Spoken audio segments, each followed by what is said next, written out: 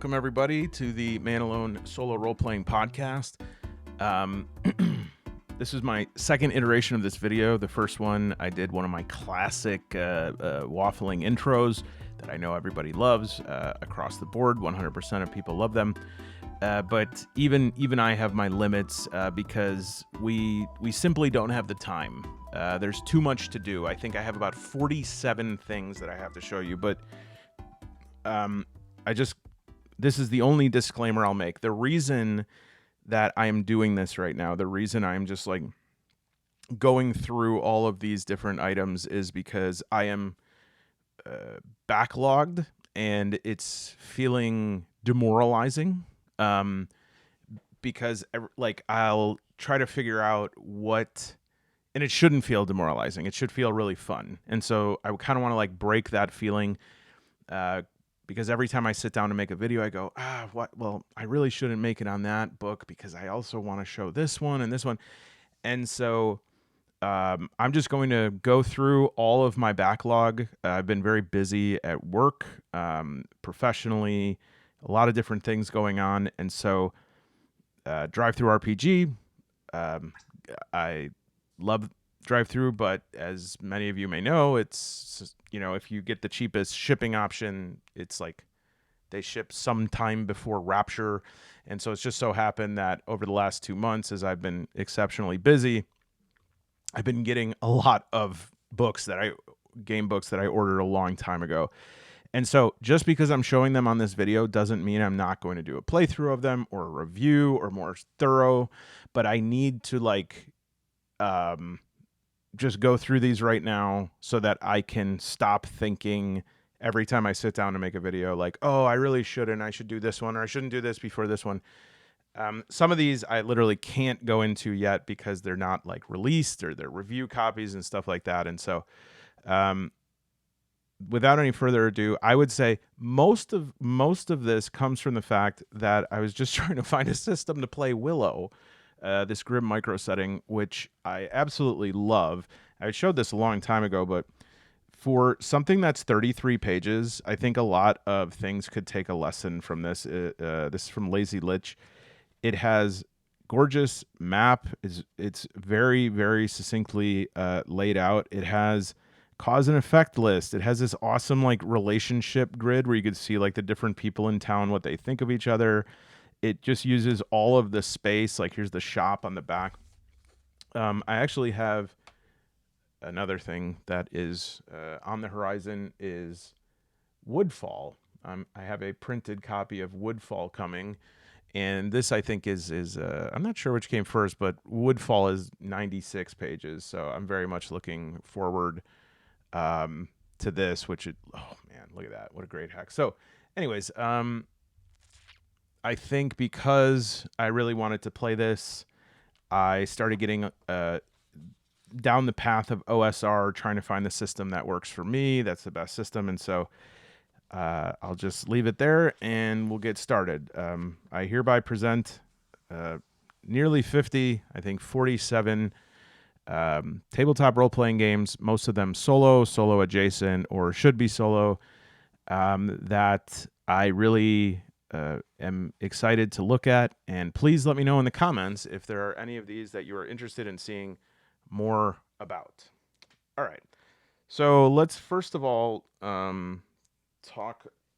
let's get the Mörk Borg content down the hatch first here. So I think some of you have seen Forsaken Scriptures. This is a hex map. Not a hex map. This is a dungeon map. I think it has multiple authors. That the map itself is comprised of the typography. I think it's very cool. Like a lot of stuff with Mörk Borg, I think it's wonderful to look at and wonderful to display. When you evaluate it for content, it does break down a little bit, which is happening more and more often as we are getting further into the vortex of derivative Mörk Borg supplements. I don't want to disparage this because this is an absolutely beautiful thing that I know for people who really love Mörk Borg, this is a dream come true. It's 15 dungeons. But what happens when with a lot of these things is you're dealing with a supplement where ultimately the content of it is like sort of subservient to or vassal to the design. And so while I can definitely appreciate the novelty of having like dungeons made out of the words, sometimes that leaves something to be desired. Like the only information I get on this huge room here is bleeding corpse field. And so incredible art, incredible layout and design, but I do see myself that being a little bit difficult to imagine myself using in a meaningful way. All right, now talk about something that I will be using in a meaningful way, and one of the things that, for reasons unknown, is one of the things that motivates me to sit down and play any game.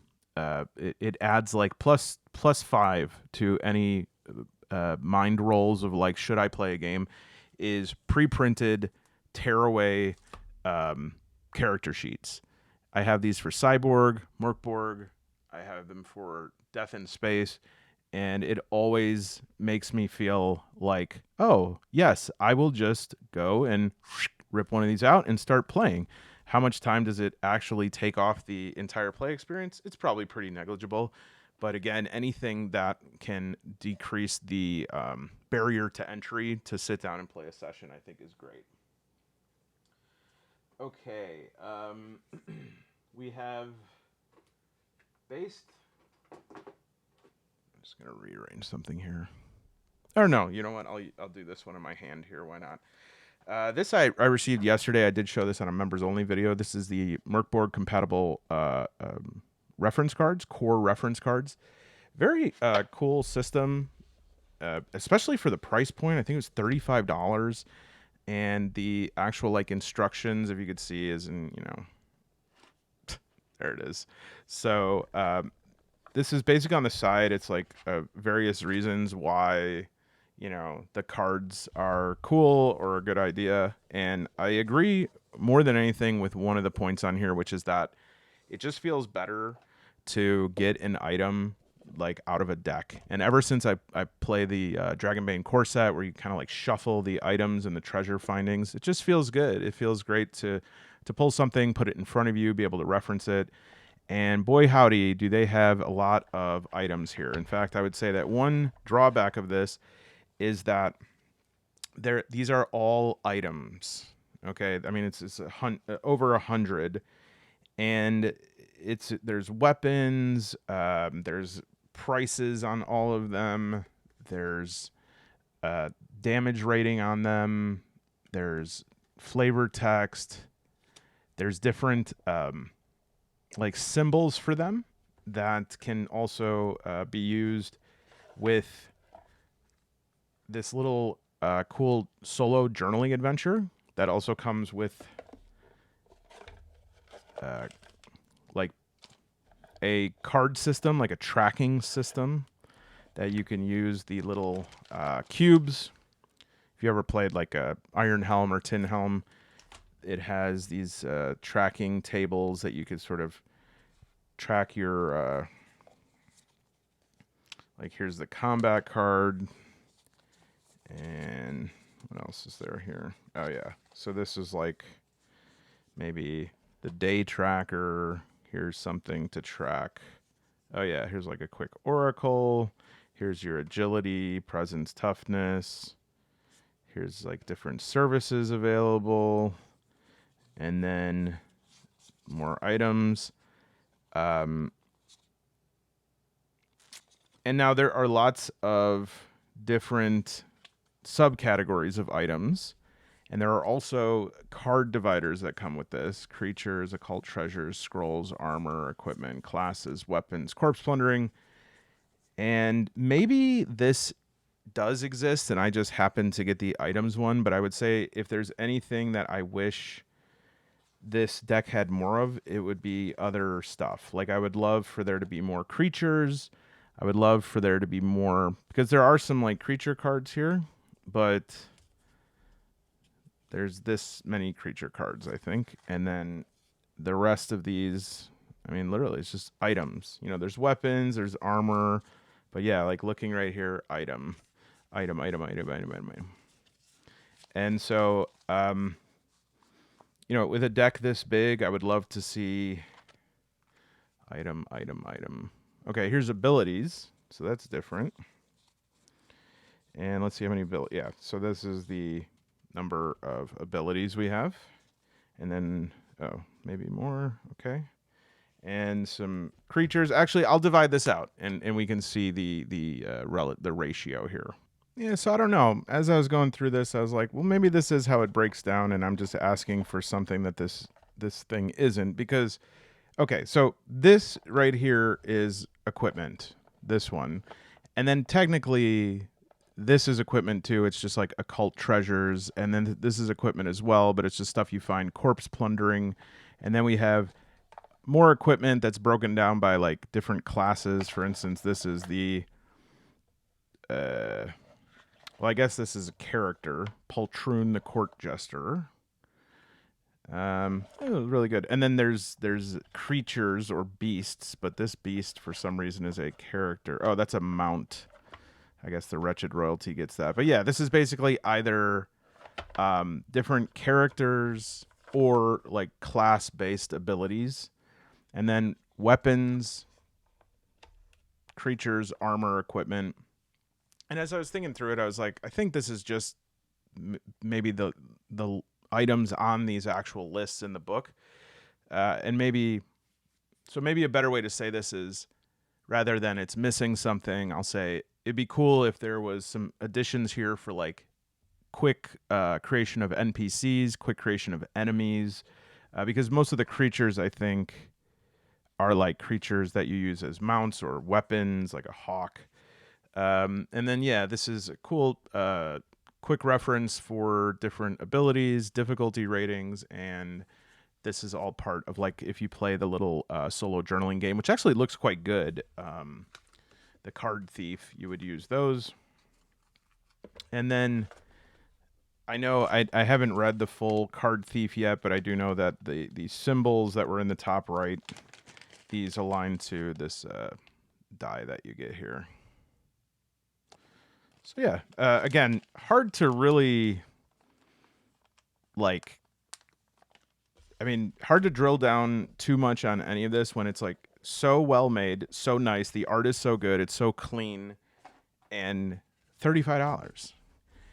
This is by New Year Studios. So yeah, pretty cool.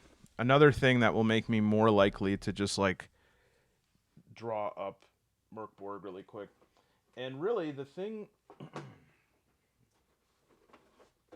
that is on top of my list as far as Mörk board goes is to play through these campaign modules, which they have these as well. These are designed to look like the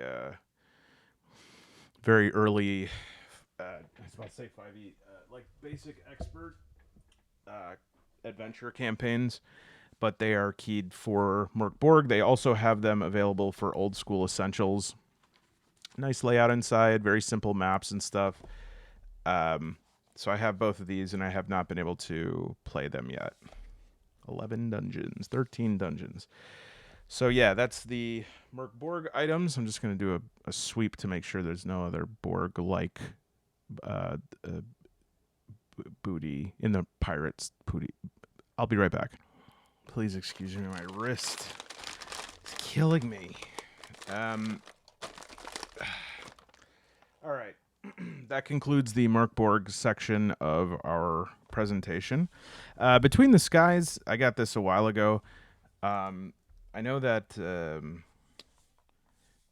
Daniel from Dungeon Dive really likes this. I definitely can see the incredible value of this as a solo table source book. It also has really beautiful art and has inventive writing. It is, I think, a bit too limitless to use as the core gameplay book. For those of you who feel more comfortable in a less structured gameplay environment, this could be an excellent guide for you. But I think that I like a good balance of love and limits, not just in game books, but in all of my um, relationships in life. And so I think that this is high on love and not as many on limits, and not because for any fault of it, but just because it's sort of deferent or more conformed to the approach of like, hey, well, whatever you want to use this, you want to do that. And for a person like me, that's a little difficult. I can handle some of that, but if it's too open, then I feel overwhelmed by choice. Oops, can't show you this one yet. Here is a system that I did promise to do a video on at some point, and I should. But even if it's not the right way to think about something, I think there is some value sometimes in talking about the presuppositions, maybe even biases you have towards something. So here's what I know. I know that this DM Scotty is like an extremely cool dude. I know that this book is one that a lot of people really like. I know it's from Runehammer. From just looking through it, it looks like a really fast, intuitive system that's very heavily informed by years of experience being a GM, being a player. And I think one of the things that's hard for me, and it's the same thing with Index Card RPG, is that I do think, whether this is fair or not, this is just what I think, I worry about investing in systems like this too much because I just see it as a bit of a walled ecosystem. For ICRPG, I do see like adventures for it, and I see different materials for it, but it's pretty. I don't see a lot of games that are like, yeah, you can play this with OSE or any sort of OSR compatible or ICRPG or Easy D6. And so for me, especially, being a person that tends to go wide rather than tall in terms of specialization, my investments of time and brain space, I have to be careful about dedicating it to things that are not going to have a high potential for like persistent usability. And so maybe I'm wrong. Maybe there's value in this just in reading it just because it's a really well oiled system. Maybe there is a whole ecosystem of games and supplements that I'm just not seeing because of said bias. But that is what I do think about, and probably why I have not drilled down on Easy D6 yet. Okay, so while that what I just said like definitely goes for systems, I do love me some like happing upon a actual I don't know what to call this. Like it probably is a system, but it's a tabletop role-playing game called Downcrawl. I don't know how to categorize that, but I like that within the first 20 pages, there's a section called Systems, Fungi. I just never heard of this. It was very affordable. It's called Downcrawl. And it says players and GMs will engage with travel, rumors, map making, and mushrooms. And this is basically this generator system for this underworld. And it has lots of generators in the second half of the book for creating NPC, creating travel arcs. It looks really interesting. Like this would be a campaign, like a downward campaign arc. Tons of different encounters, and then volumes, right? Like volumes are the stages of an ongoing story. And so, yeah, it just looks like it for something like this, it's a little bit more compact. And so maybe that, I don't know, maybe that goes against everything I just said for Easy D6. But maybe the difference here is that this has a setting and it has like a style and it has an idea to it beyond just like mechanics and being easy and simple and intuitive. And I know, like, for instance, ICRPG has settings, but even the fact that it's like, yeah, here's 3 settings in one book, for some reason, and it's probably not a good thing about me, but I'm just like, oh, why don't you just pick one so that I know what this book is about? I think Swiss Army knives kind of intimidate me in that way. Another one, speaking of just like kind of interesting systems, is from Squid Ink. This is the boring system. And if you're confused by the name of it, so was I. But when I found out what it was, I was like, oh, this is interesting, because one of the things that I think about all the time is just starting to write in a book.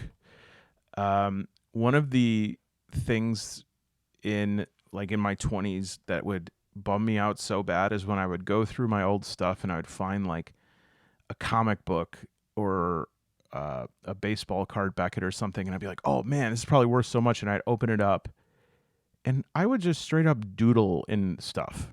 I had Death of Superman, like the one that was sleeved up. I bet they printed so many of those because that was during the comics bloat. But I just like drew a picture of Superman in the back. And then I think of myself in my 20s being like, why did I do this? Why did I draw on them? And now I'm sort of feeling opposite. Like, I almost want to be like, why don't I just use these books? Like, why don't I, why do I always have to copy the player sheet and all this stuff? Why don't I just like use the book as it's intended? Well, Boring System takes this to the next level because, and I can't really show you a lot of this because literally you have to make a choice. And when you make a choice, you have to drive your pen or whatever through the page. And then on the other side of the page, and don't look too much at this, it will reveal like the outcome of what you drilled your pencil through or whatever. And so it's kind of a choose your own adventure, but it will also be like, if you have this many HP, you can use this. And then you have these different skills. And I honestly don't know. I don't know if you're going to bore your pen through that. But yeah, in the back, it has a lot of pages that are like, do not read this page yet unless you've done this. So anyways, it does. I think it would be good for me in terms of human growth to play this game a little bit and know that when I'm done with it, it will be destroyed. I think stuff was made for that. All right, now this one I've shown before. This is Rhapsody of Blood, and not a solo game, but a Castlevania type game. Very fascinating. There are several different ones of these. As far as I know about this game, it is pretty much like Murder Hobo Central. There's not much role playing to it. It's very combat heavy. It just kind of makes me wish there was a more fully built out Castlevania like system. And that is what I wonder about When the Moon Hangs Low, a gothic action role playing game that I think I referenced in a previous video. But this one does have solo rules. They're just kind of solo guidance, but enough tables in here to probably summon up a decent solo gaming experience using just this. There are a lot of different books that are available for this. I know that there's a new one that just came out recently. I don't know where the solo rules are, but this is a system that I'm definitely going to keep my eyes on. And I am really wondering if any of you have played this, how good the materials are, because I see a lot of excellent tables in here. But again, just not seeing as much actual plays of this online. So we have this whole list of physique skills. Let me look at the character sheet for it. Another one that is extremely affordable on drive-through for like print on demand. Very, very affordable. Yeah, and there's like secrets, faction influence, which both of those things make me think that there is good solo potential there. All right. Now, next up, I think some trouble has begun. And I think this is a source of a lot of subsequent purchases. All right, so this is the Stygian Library by Emmy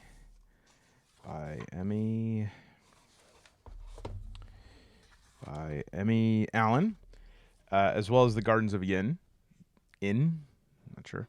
These are spiritual companions of one another. This one, they have a very similar system. In fact, a lot of the text in each of them is just slightly modified, but the settings are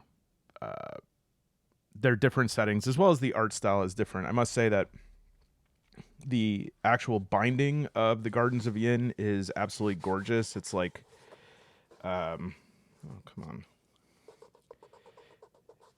It's like upholstered, and they're both by Soul Muppet Publishing. I love the minimalist design of Stygian Library, the chiaroscuro of the black and white.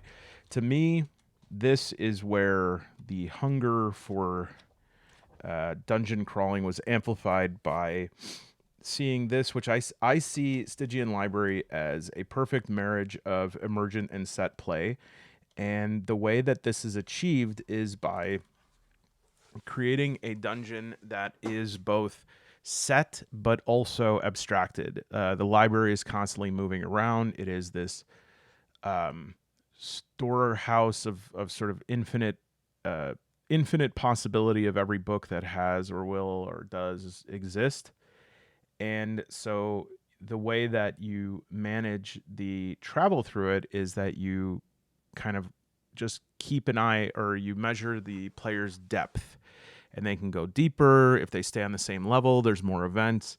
But the story also unfolds. Like, there is something happening in the library that I've gone to great lengths to not spoil for myself. But honestly, in terms of like dungeon crawls, it is hard to think of something that is more accommodating of solo play, because again, it usually the issue is that, you know, this gap of information of what we know and don't know. And then Gardens of Yin, really beautiful, but and especially the layout, but some of the art style is just not my particular jam.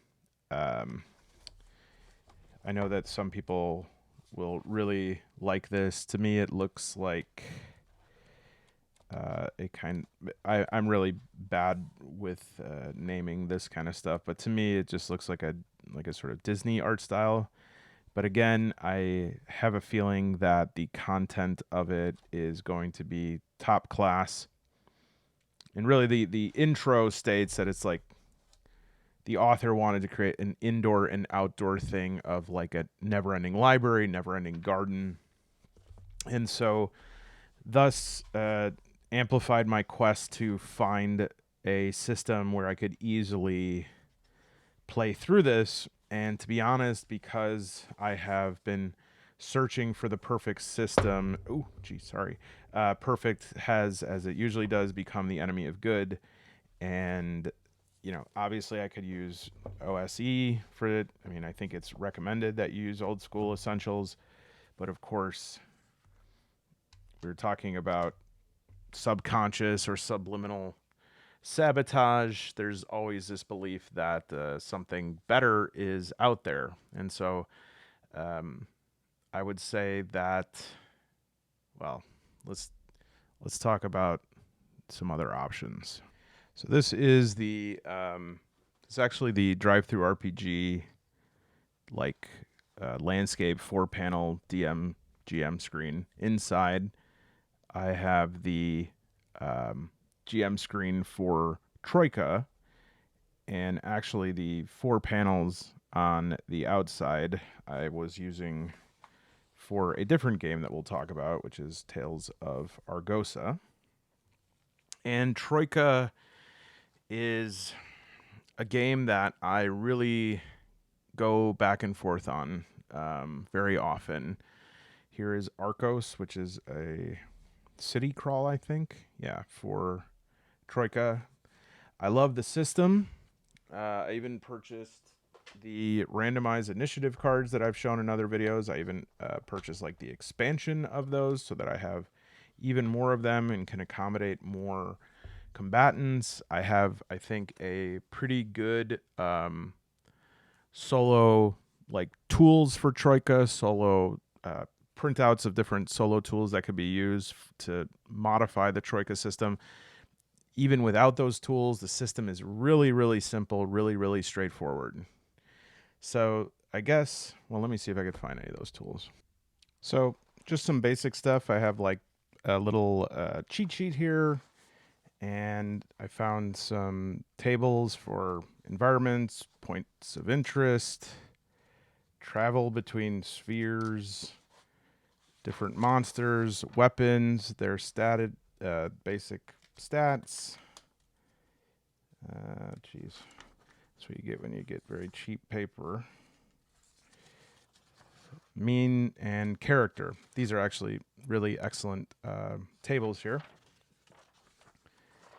And the character sheet, which I love, like just how simple it is. And also from Enigmatic Entropy Games, this is an OSR to Troika conversion. Nice and simple. And so very often I will, as you could see, I Jorma'd this character sheet, so I was like ready to play. And then I have this issue that I mentioned before with Troika, which is that like I'm just never certain like how serious to take it, because like I like that it's a simple system, but sometimes sometimes it feels like it's an inside joke or something. It feel like in some places it feels like this very thoughtful system, this very individualized world that's a bit eccentric. Like as I look through these pages, I'm like, okay, you know, this is not a universe that I would come up with, but I think it's pretty cool, and I think there's something interesting here.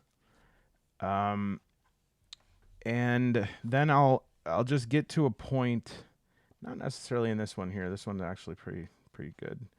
But I'll get to a point where I'll be like, is this real? Like, you know, I'm completely making this up right now, but this is something I could very well see in Troika. It'll be like, yeah, so like you and all of your companions, you get you see like a piece of Gruyere cheese, and you're just sort of like warped into that cheese, and so this next dungeon will be like in this slice of cheese. And I know now that I'm saying that, you're like, hey, this sounds pretty cool to me. But it is a very simple system. I like the randomized initiative. I really, really do. I just don't know how deep the immersion into Troika, like what the deepest immersion possible for me is. And then I think what's sort of interesting is that I was using the other side of the Troika GM screen here for the Tales of Argosa, right? And so you have this GM screen on one side, and then on the other side you have like this. And truly, I think this is the two fates of tabletop role playing that like war within me. You know, it's like, will I be this type of player? Will I be the type of player that your system is so simple that the fourth panel, they don't even have anything for the fourth panel, so they just gave me a sheet that I could take notes on? Or this. And Tales of Argosa is not super complex. And so I think there are some systems that I say, hey, not for me, it's too much. But there are some systems like Tales of Argosa where I'm like, I think I need this. I think I need like medium level of crunch. But at the same time, I go back and forth, because then I'm also like, But here's this game. It's ready to be played. The difference between deciding you want to play it and playing is like 15 minutes. So I don't know. I have to think more about it. Or I don't have to think more about it. I should say that. Maybe I don't have to think more about it. Maybe I should just play Troika. What do you think? I'll hand over the decision to you. Let's move on to the next. Tales of Argosa. We are going to... I'm going to play this either on my next video or an upcoming video. So I won't... actually won't go into it too much, but looking forward to this one. Have all my stuff for it. I'm ready to go. Keep an eye out. Next up, for you Pendragon fanaticos, we have Barnyard Tournament, which is one of the more interesting supplements I've seen. It is basically a game within a game within a game. You're basically trying to defend like a young lordling who has no father. You're a group of knights training him to protect his castle or manor from a Saxon attack. But then also there's like a jousting tournament in it, and also there is like this frame story in which a tiny little bear represents the boy king Arthur, and so you are having there's additionally like these pre-gen knights in the back that are actual knights, and then you copy all this stuff, and then you have the game of tooth and claw stats for the king bear cub, king boar, king hare, king stag, and then there's like a tournament on the manor that's like an intramural game between, you know, the woodworkers, the house servants. It's kind of funny. So, and then the Book of Knights and Ladies that I'm using, which all of this has just been thrown up into the air right now because the sixth edition GM guide just came out, and though the physical book is about a month away, I do have the PDF of that, and I'm absorbing that right now. Okay. Also want to mention two games that are asterisks. Space Station Zero and Hobgoblin are two miniatures games that have a smaller play area and are easy to set up, and also have solo options. This one has enemy AI, where you can just sort of follow an algorithm to generate different moves, and I believe, yeah, it's miniature neutral as well. So let me see if there's a specific how to play skirmish, campaign games. Yeah, I think it's like developed for, yeah, designed to play solo, co-op, or as an adversarial skirmish game, 1 to 4 players. And then Hobgoblin is Mike Hutchinson's game. This, if you ever heard of, what's the one, Gaslands something? Mike Hutchinson is really one of the most happy YouTube channels I've ever seen in my life. Hobgoblin is another one that is miniatures neutral. It is square-based miniatures, which I don't have any experience with, like moving them as entire battalions or whatever.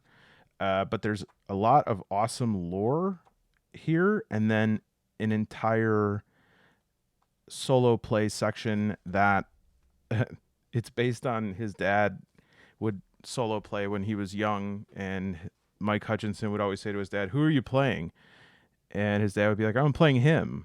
So it's like you, and then how to play against him, and like deploying his units. And a special note in here is these awesome flowcharts for like simplifying enemy AI into, are they aggressive or are they cautious?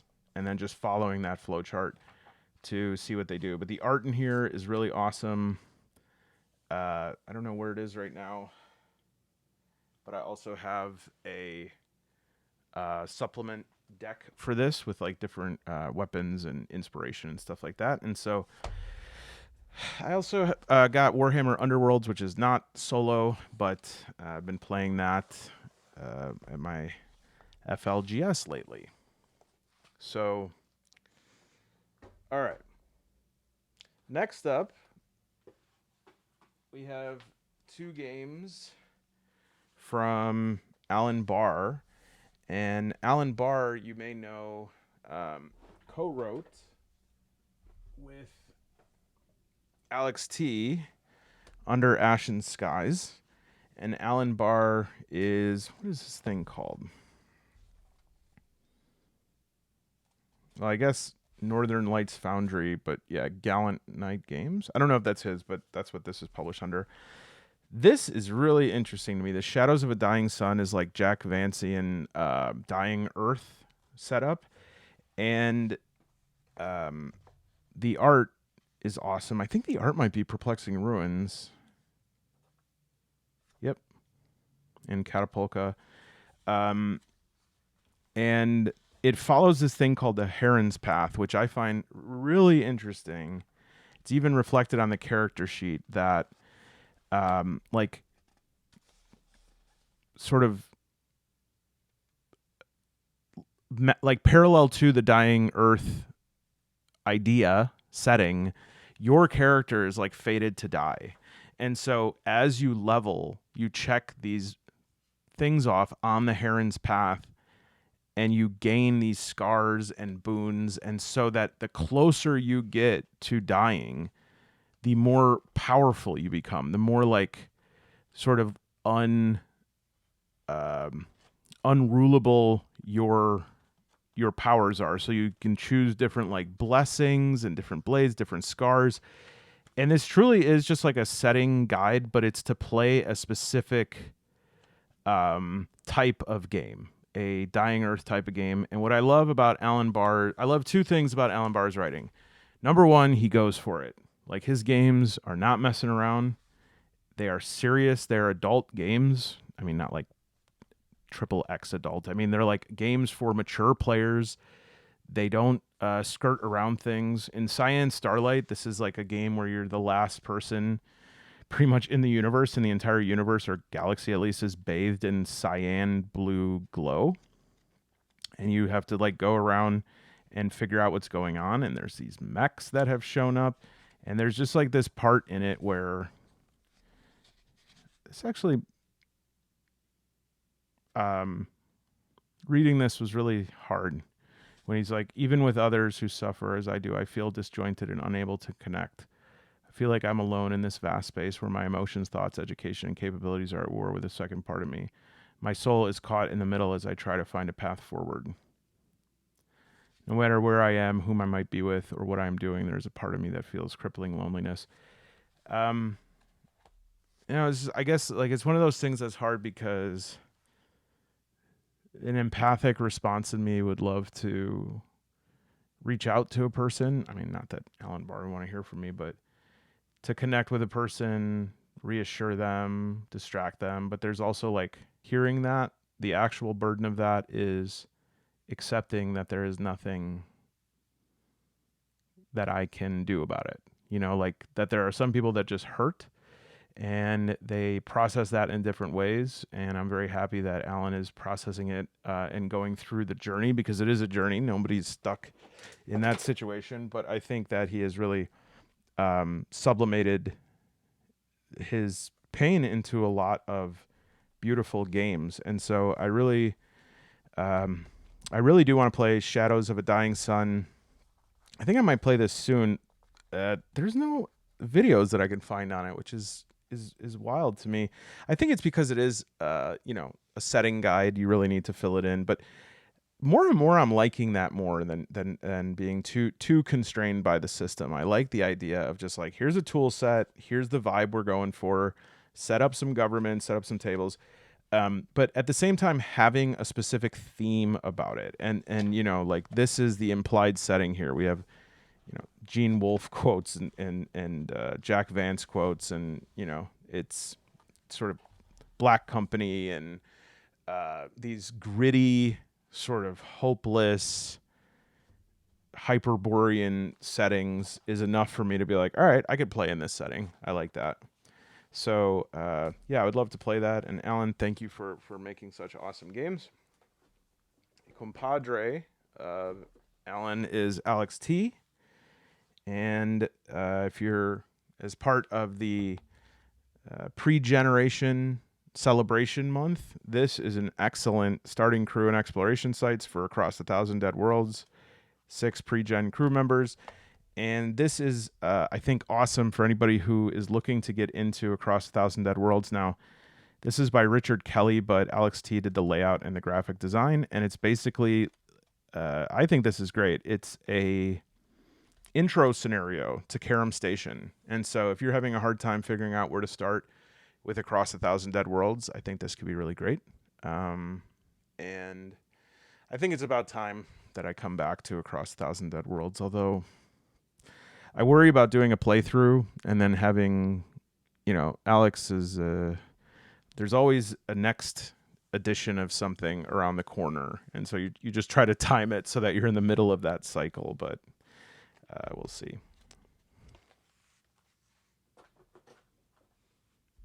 I'm going to chew some gum.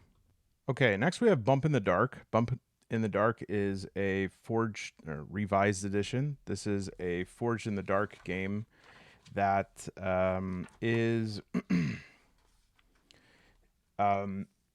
it's kind of like a replace the heist mechanic with like I think small town get together to fight the big monster. What I like about it is that, to me, it seems like a pared down version of Blades in the Dark. It just has like a little bit more, or I'm sorry, a little bit more concise, some of the additional stuff shaved off the edges, especially with the new deep cuts, Blades in the Dark, which I haven't even really approached that yet, but I think instead of a gang, you have you make a pact with each other, and in terms of different abilities and gear, everything seems like more manageable, but it maintains that same Forged in the Dark loop. And this has rekindled my thoughts about Blades in the Dark, as well as another Forged in the Dark game that I did a review on some time ago, which was Cyberpunk, that I never realized this was before I really understood the Forged in the Dark system. Now, this is mostly one-shots, and again, this is something that is very much an aesthetic enterprise here. It's pamphlet-based. I think it's mostly for one-shots, but thinking about these together and thinking about how people have put Forged in the Dark system into these very compact packages, it makes me think that maybe Blades in the Dark is not as much of a massive undertaking as I can't say I thought it was a massive undertaking. That goes a bit too far. But Blades in the Dark does not have to be, this book is quite thick. Any other Blades in the Dark game is about this size. What's the fantasy one? Not Court of Blades. Band of Blades. That's even bigger than this. And so I was like, oh, if you're going to get a Blades in the Dark book, it's going to be a very text-heavy thing. And even the... Again, this is just sort of my impressions of things. If you're printing out the character sheet for a game, and the character sheet is these for Blades in the Dark, what are they called? Not starter kits or something. You print out character packets for Blades in the Dark. It's a 40-page document, and each different archetype has a different loadout and everything. And I know that a lot of those things are designed to make it easier, to make it more ready to play. but it's just the idea again that distance between maybe I'll play versus I am now playing.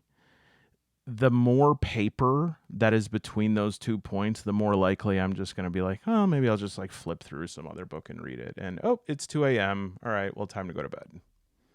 So that is Bump in the Dark. I expect to do a video on Bump in the Dark. I can't tell you how much I hate the title of this. Really like the art. Dungeons for the Master. This is just basically a 111 pre-made dungeons, have notes sheets next to them. Really nice layout. Not much to say about this other than nice resource to do some photocopying from. And Adventure Conquer King system, I have not even looked in here. This is the first time that I am looking in here. I do know that this has a really good stronghold system. And I know that there are people who go bananas over this game.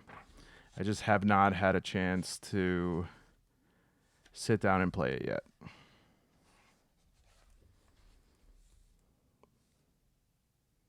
This does look like a BX inspired.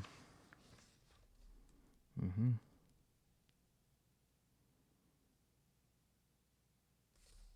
lot of movement distances here. Light horse. Was that the most bland thing you've ever heard? A lot of movement distances here. Dungeon construction. Secrets. Let's look at the player sheet. Oh, that's pretty good. It's not bad at all, actually. What's this here? Henchmen and followers, specialists and mercenaries. Domain. Save $10 on the hardcover. Cool. That's ACKS. Not the body spray. And that's Dungeons for the Master. Okay, next up, let's look at what I have from Pendragon Games. All right, and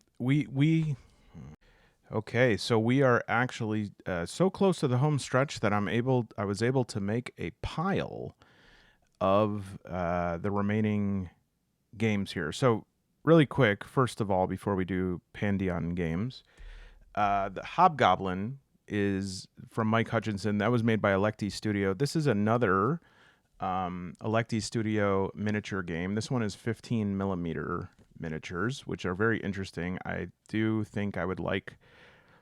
I'm always trying to find something that I can play in this area right here, but the smallest game that can feasibly be played here, well, the smallest miniature games I can find are 2 feet by 2 feet, and this is like, we could definitely get 2 feet this way, but here, it's like 18 inches.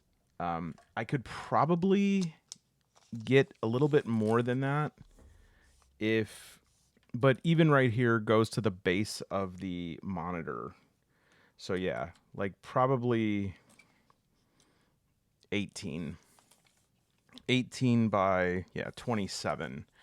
Otherwise it would like come off the edge of the table. What if I pushed it all the way this way though? Let me look back here. This is a good use of my time right now. This is even if I was to go under the monitor to the very back of this, that would be 2 feet, but everything that you can't see, like from 6 inches onwards, that would be you wouldn't be able to see it. And so I always like want to think about games that I could crunch down into a smaller area. Warhammer Underworlds actually has a weird game board that I can fit on here. It comes off like 2 inches this way, but I don't really know how it'd be possible to solo play that. It's literally like a board game.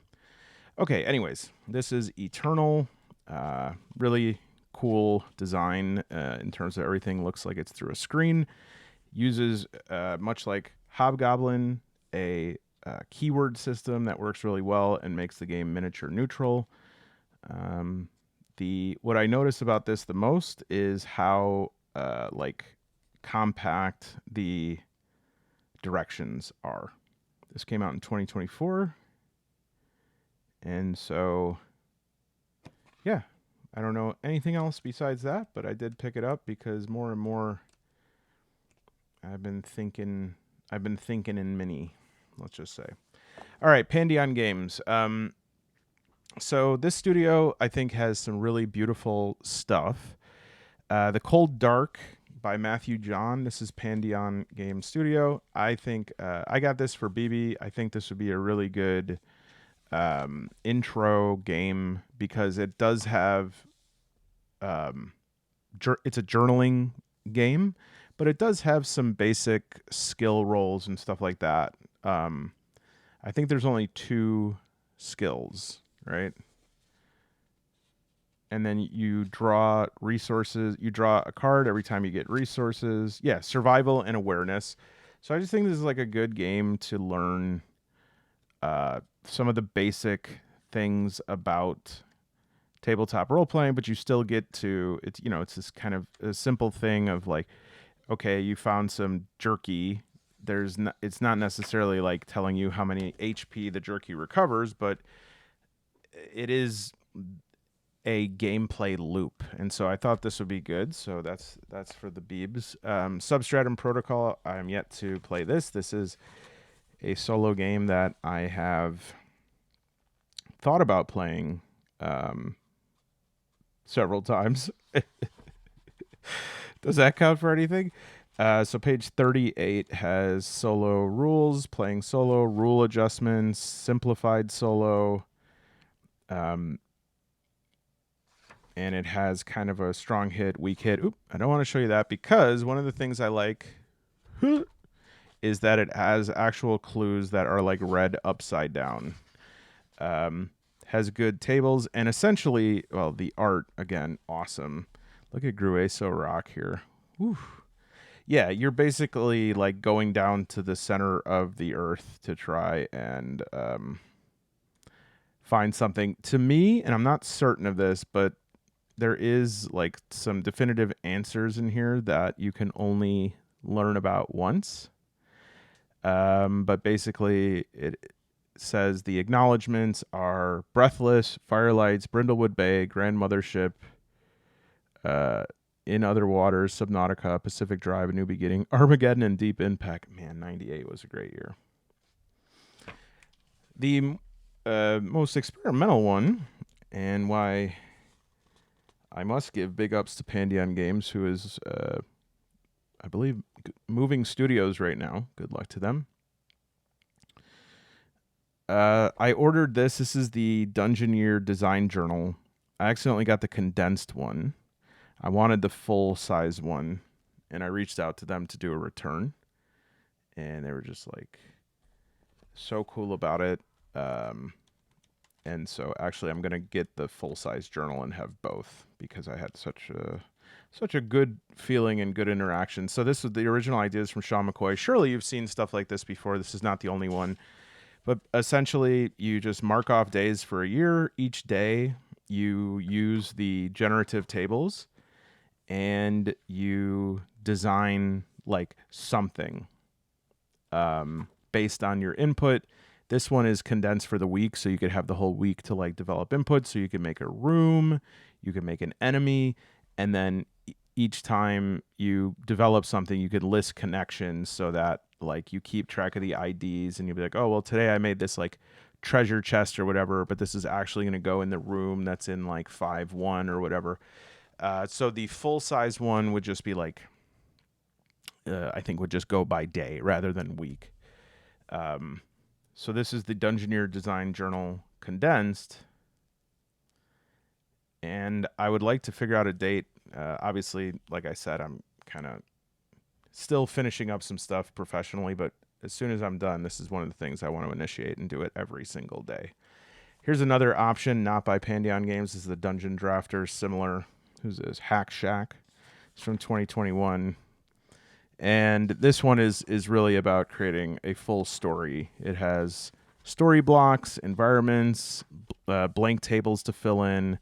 adventures, big stuff, and then concepts and ideas, hooks, secondary quests, and so then you build it out like a whole month calendar, and then it resets so that I think this goes a whole year. But yeah, this is more like a story than an environment. So another cool idea there. I've shown this before. This is a game, The Breach. Beautiful, like very nice feel to it.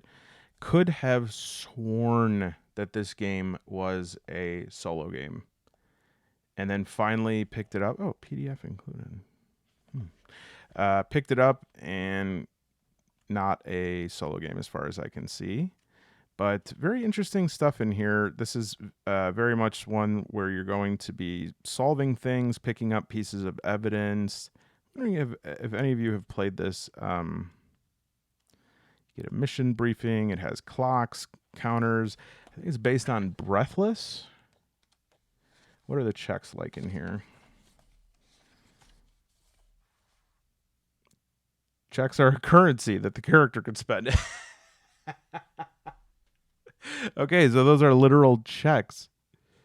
Yeah, and like old school, man. Like this is the different patterns. It might be like retro future because it says these are from like 1946. Okay. The characters can take 4 different approaches: aware, mighty, quick, and sneaky.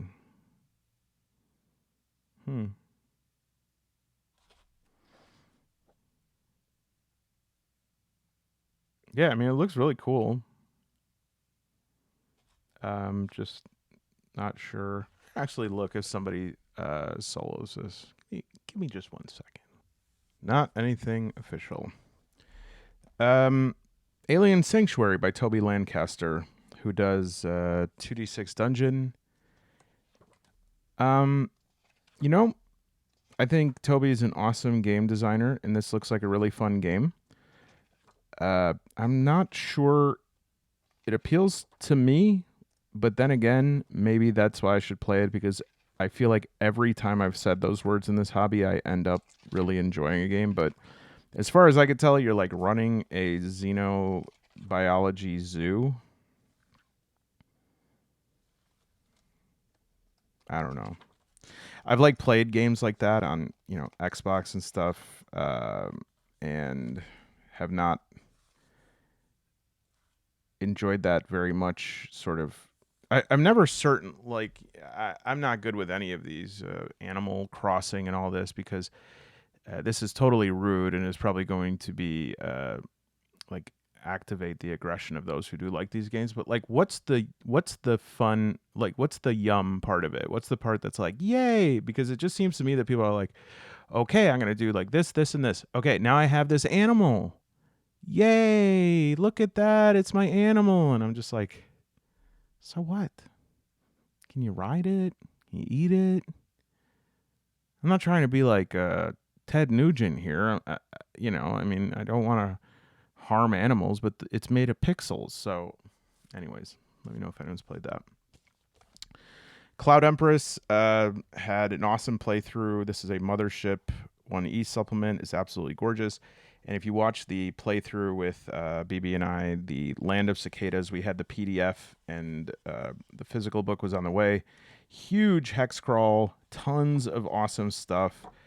I love this game, and I'm so excited that it exists, because I want to just see more Mothership stuff that expands the form and the usage of Mothership. I think the solo play supplements are really great, and yeah, we'll definitely be playing Cloud Empress again. Additional Materials. This is for Into the Odd. I think it's multiple authors, some extra maps. Some of the stuff's kind of frivolous, like some odd stuff that is truly odd, but then we have different loadouts, more of like a fantasy-based loadouts, different factions, different like maps and stuff to use. So a little extra for that. And then also Into the Bronze, which is a Bronze Age version of Into the Odd, which I just got this recently. Start the game by creating a Sumerian. So yeah, I'm starting to see that well, this is going to be very obvious for a lot of you, but I didn't. Oh, that's awesome. Whew, that looks so good. Buy the Hex Kit pack today. Okay. Wow. Yeah, actually, I didn't see this. This looks great. Adventure hooks. The different gods. Cool, man. I like it. Weapon shop. Bone whip. Dang. I'm starting to realize that, and this is, as we get to the home stretch here, I think this is where a lot of this is going to come together. Into the Odd, Troika, UVG, Knave, Maze Rats. These games are different, but their differences are subtle. Some of the subtle differences cause big implications, big changes. But there is very clear DNA that is shared by all of them. And this really came together when it comes to Cairn. Now, I've had Cairn and Runecairn, and I think Runecairn has one of the most underrated solo supplements in really any game. It's not that big of a solo supplement, but the amount of, look at this. This is like all the different cave encounters, stronghold encounters, village ruins.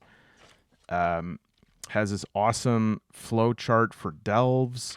Has an awesome delve generator. Has this whole section just kind of outlining solo play, these different runes. Very basic. I wish they would make runic dice for this. I think that would be such a great choice, because it's a very capable oracle. It only has 20 results, but it does a lot. And yeah, I think this, in my mind, is a great improvement on the Cairn system. It adds an additional stat. And so the Tales of Argosa, Stygian Library, Gardens of Yin, Willow, these are all almost certainly games that bump in the night that I'm going to be doing videos on. But one that has really vexed me in good ways, like there's nothing, it hasn't vexed me out of it being bad, but is I finally got Cairn 2E. Here's some player sheets that I got from the Cairn store. Very happy about that. And yeah, I kickstarted this a long time ago. It was a weird experience. It was not Yokai Gall's fault. Everything was on time. It's just I started seeing it in a store like 2 months after I kickstarted it, and I was like, what the hell is going on? But I was like, I kickstarted the box set or whatever it was. I don't remember if it was Kickstarter or something else. But so this did come about 2 weeks ago, and you know, there are parts of it that I was totally blown away by, and then there are other parts of it where I was like, that is like pretty much the same that was in the original Cairn. And I think some criticisms of Cairn, some of which I think are fair, others I think are not. And let me just say, it is widely loved, so it's not like people are criticizing it all the time. And how could you hate something where the dude who makes it is emphatic about making as little money as possible off of it, to the point that you can go on drive-through and like get the player's guide, I think, for shipping, like cost of production only. It's like $3.50. So the player's guide here, I think that here are the improvements. There are more player character backgrounds, which is, I think, more in alignment. Yeah, there's 20 of them. More in alignment with the Into the Odd sort of failed careers or Bastion land. But as you get past these, and these are not nothing, they have nice like background tables here so that you can get a little bit more starting, like unique starting loadout, as well as a bit of a background. So as you get through all of these, we get to section 3, which is the rules. And the rules are pretty much the same as first edition rules.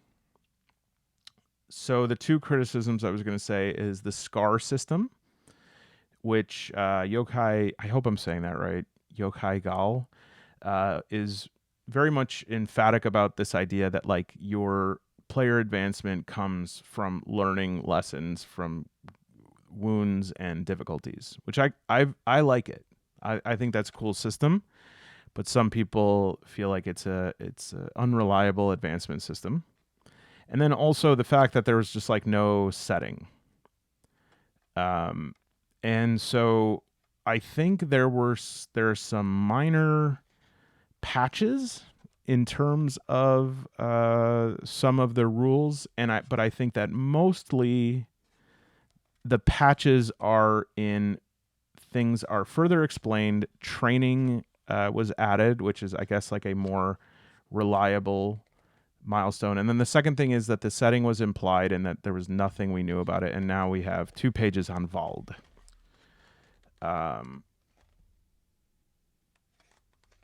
Yeah, so more downtime actions and pretty set loop as far as travel and exploration. And I believe that I have a nice little cheat sheet for this. Let me find that. I love how I say cheat sheet. It's like cheat sheet. Tables for one. Michael Stasis, thank you for sending me this. I have started using it. It's a good, quick generator, especially for overland travels. This is actually not as needed for Cairn, and I will explain why, but nevertheless, pretty good supplement. This is Barrow Delver, very simple solo rules for Cairn. They're made by the person who does the solo sheet for Into the Odd, and there's one for, I forget the third one, but let me just say, I don't want to cut in anyone's profit, but if you get one, you could use it for all of them. In fact, one of them is for whatever this third game, I can't remember right now. It actually like still says Barrow Delver down here. So I don't even know if like the spark tables are changed, but it's like a mini Mythic GME compressed version of that using the pressure point, which like makes more unexpected things happen. If you've been solo playing for a while or you watch any channels, this is you'll know like questions and stuff, but if you want to know about pressure point, it's good. And then the spark tables are pretty good. And yeah, I mean, NPC reactions follow the rules in Cairn. I mean, come on. So really what you're paying for is the art, but also this is a quick reference. This is by Yokai, and I think this is great. Combat, NPC names, path type, terrain difficulty, and wilderness and dungeon exploration. This is a really nice, tight loop here. But the reason why a lot of that stuff isn't needed, because really the big ad for the game in second edition is going to be here in the Warden's Guide. Let me just say one of my favorite systems for Cairn that I really like, that I think so many other games should add, is as you become exhausted, you start like your inventory slots start going to fatigue. You have to like fill in fatigue here, and you can't carry anything. And if you're carrying something, you have to like dump it in order to put right in fatigue. And I really like that because I think that is something where form follows function very well and is realistic. Like if you were super exhausted, you got to get rid of it. It's like the scene in the Spaceballs where the princess is going across the desert. She has to throw away her big hair dryer because Lone Star is tired of carrying it. So yeah, the Warden's Guide here. This is really awesome tool set for really any game because it has so much good stuff for setting up factions, and the process that I really love in Cartograph is put to use here to generate entire maps. And I did go through this, and it's so fun. Like, there's a step-by-step system to set up a whole map, and you keep filling stuff in, and by the end of it, you have factions, you have cities, you have waypoints, curiosities, layers, dungeons. And then you could do the same thing for dungeons, and it has everything to fill it in. Like, what is it constructed? What's its purpose? What's the cause for ruination? Who is in there? What are the factions in there? And then it gives you step-by-steps of like actually creating this dungeon, which again, any game, I think this is really an awesome tool. It's not specific to Cairn. And then again for forest crawls, and everything is a point crawl, not a hex crawl, and there is a rationale for that. Points of interest, flooded. Yeah, so a couple different set pieces. And then we have bestiary. This is another thing that I think people said was a bit lacking. Well, no longer, because this is a massive, massive bestiary. Not a lot of surprises in here. A lot of familiar encounters with wights and will-o-wisps and werewolves. But then another monster creation table. Naming procedures, a whole thing, adjectives, nouns, how to put together faction names, forest names, and then this section on growth. So unlike other role-playing games, Cairn does not reward players for killing monsters, looting, or exploring new places. Boy, it really makes that sound really cool. Instead, is characters' unique experience in the game that has the potential to alter their health, abilities, beliefs, bonds, and even their minds. So if you ever heard the word diegetic, that's what this game has, diegetic growth. It means that the growth is not just like, oh, you have reached this arbitrary number. Now you have this many spells, and now you have this many hit points and stuff. It's more about like what has happened in the game that will allow for growth. And I think without me even having to mount a case for this, you could see how some people would be very in favor of that, and that some people would not like that because it is not practical, or it is not predictable. Not practical. It's not predictable. It's not practical either. It's not supposed to be practical. And then lastly, FAQ, some words on point crawls, and advice and examples, which I think this is another thing that people really appreciate. The setting of Vald has 1, 2, 3, 4... Yeah, a little more here about holidays, festivals, belief systems, and then NPC tables that are wow, wow, wow. Name, quirk, background, goal, virtue, vice. Awesome. That's a great NPC table. The Vault calendar, bibliography. Let me see, where's my name? Must have left that off this printing. Okay, we'll get it next time. But yeah, this is... not a lot of surprises here. Games and supplements, Apocalypse World, Beyond the Wall, Dungeon World, Electric Bastionland, Errant, Flee, Into the Dungeon, Knave and Maze Rats, Mouse Ritter, Old School Essentials, Perilous Wilds, which just came out with a sci-fi one. What's it called? Like Perilous Stars or something? The Monster Overhaul, Tunnel Goons, Vaults of Varn, World of Dungeons, some different blogs and stuff. So yeah, in some ways, not too many innovations, but I don't think that innovations are always the answer. Sometimes it's just like, if something's good, just do more of the right thing. It also came with this quick adventure, Twin Lakes, which I don't think is, I don't want to say like not solo friendly, because that sounds as if it's like hostile to solo play. It's just that some adventures and dungeon crawls are a little bit more easy to convert to solo, and I looked through this a little bit, and I think it can be done, but it has some limitations. Now, I will say there are 3 adventures for Tales of Argosa, and they introduce some things in the way that things are organized that are specifically good for solo play, because you're able to read it in order, and then like there are certain breakpoints that tell you things that you maybe wouldn't want to know until you do perception checks or something like that. So that's all I've got for now. I'll probably be spending the next hour. Oh, wow, it's late. putting chapter tags on this.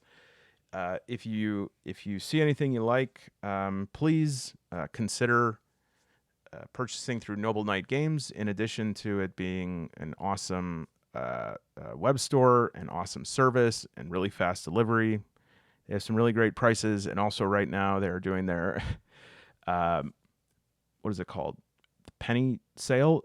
For every $20 you spend, there's like a catalog of about 2,000 items that you could buy for a penny. So if you spend $40, you get 2 of those penny items. Some of them are like definitely a penny, and some of them are definitely a penny, but they're like really funny and fun. So please do check that out. Use the link below. It supports the channel. I appreciate you following along. Very interested in your comments and feedback. I feel like we're up to date now, and while that isn't the last we're going to see of many of these, at least now I don't feel as though like there is this huge wall of stuff behind me just ready to fall on my head. So thanks for coming along, and boy, what a problem to have, man. You have all these games. I know. It's awesome. I mean, it is. I love it. I should play games. But don't worry. I'm sure eventually I'll learn my lesson. Oh, sorry.